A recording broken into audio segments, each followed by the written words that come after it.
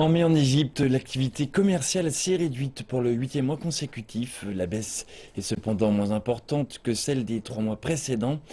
L'indice des directeurs d'achat du secteur privé hors pétrole s'établit à 47,6 points en mai. Il se situe à 46,9 points en avril. Il demeure cependant inférieur à 50, valeurs séparant la croissance de la contraction.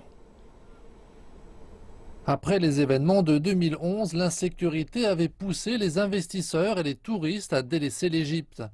Depuis son arrivée au pouvoir en 2014, Abdel Fattah el-Sisi a progressivement permis un retour à la stabilité. Le dirigeant s'est engagé sur la voie des mesures d'austérité.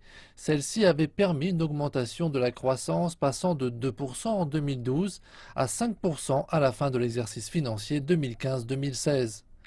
Cependant, la dévaluation de la livre égyptienne a provoqué une hausse des prix.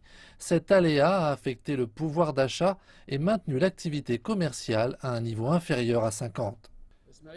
Le gouvernement égyptien, avec le Premier ministre Chérif Ismaïl, devrait stimuler l'économie en rouvrant, grâce aux hommes d'affaires locaux, le millier d'usines aujourd'hui fermées. Cela profitera à l'économie égyptienne avec des produits fabriqués sur place plutôt que des articles importés et chers.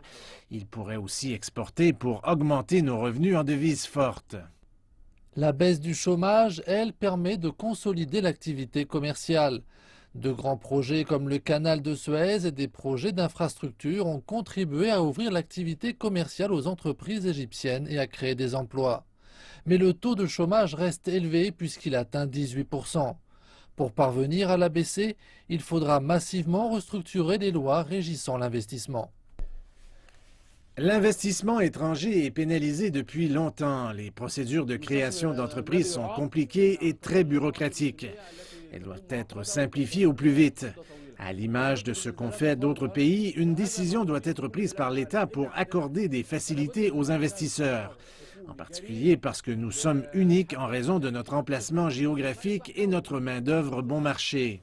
D'après les analystes, deux choses pourraient permettre un regain de l'activité commerciale. Il s'agit de la mise en place de nouvelles réglementations très attendues sur l'investissement et la renaissance du tourisme à un niveau équivalent à celui de 2010.